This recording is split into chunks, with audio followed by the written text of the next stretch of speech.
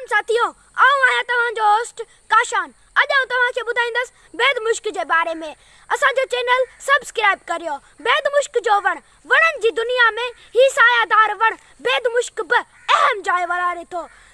सायादार वणनि में अकेलो बैद मुश्क ई उहो वण आहे जेको पूरी सिंध में पूरी हिकमत अमली सां पोखियो वञे थो। बैद मुश्क अहिड़ो वण आहे जेको हर क़िस्म जी ज़मीन में पंहिंजो फोटाड़ो ऐं वाद वीज जारी रखे थो। बैद मुश्क बाबति केतिरियूं ई ग़लति कूड़ियूं ख़बरूं बि मौजूदु आहिनि जेके सरासर ग़लति बैद मुश्क बाबति चयो वञे थो त हिन वण जी पोख सां ज़रे ज़मीन जे ज़रख़ैज़ी ख़तम थी वञे थी।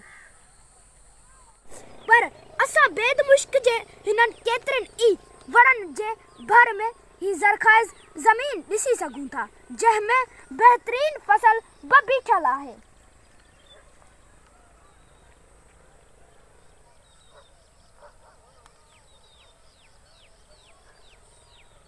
असांजे इलाइक़े में बैद मुश्क अक्सर करे कलराटिन ऐं खारिन ज़मीननि में पोखियो वञे थो जेके बैद मुश्क जे काहिण खां पोइ ज़रख़ैज़ बणिजी वञनि थियूं। बैद मुश्क जो थुड़ तमामु सघो ऐं बिल्कुलु लसो थिए थो। बैद मुश्क जो थुड़ यकसरो ऐं सिधो थिए थो जंहिंमां काठ जा डिघा पटा निकिरंदा आहिनि। बैद मुश्क जे काठी बग़ैर वर ऐं वकड़ जे सिधी थिए थी। उन करे ॿहिराड़ी जा माण्हू हिन खे वरनि, दासनि ऐं तूणियनि तौरु बि इस्तेमालु कंदा आहिनि। बैद मुश्क जे काठ मां अंबनि, ज़ैतूननि ऐं लीमनि लाइ काठ जूं पेतियूं बि ठहंदियूं आहिनि जिन खे क्रेट चइबो आहे। बैद मुश्क जी जजी पैदावार हिन वण खे मुनाफ़िक बख़्श फसल में बि शामिल करे थी।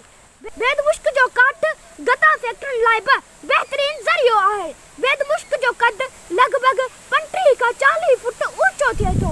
माखी लाइ त ही वण ॼण त जन्नत मिसल हुजे। हिन वण माखियुनि जा वॾा वॾा मनारा अची वेहनि था। तिबी लिहाज़ खां बि बैद मुश्क खे ॿहिराड़ी में जाम इस्तेमालु कयो थो वञे। जीअं नज़ले ऐं ज़ुकाम जी सूरत में माण्हू हिन वण जे पन खे तरी ते मरोड़े सूंघनि था त काफ़ी फ़राहत मिले थी। सहके ऐं ॼारे जी सूरत में हिन वण जी छोॾे खे काढ़े वाफ बि वरिती वञे थी। चवनि था त ही वण बाम ठाहिण जे इस्तेमाल में बि अचे थो।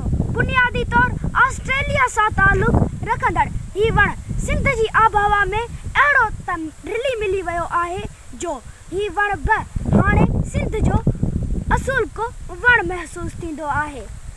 बैद मुश्क जो वण पखी पखण लाइ बि बहितरीन आमाजगाह रहे थो।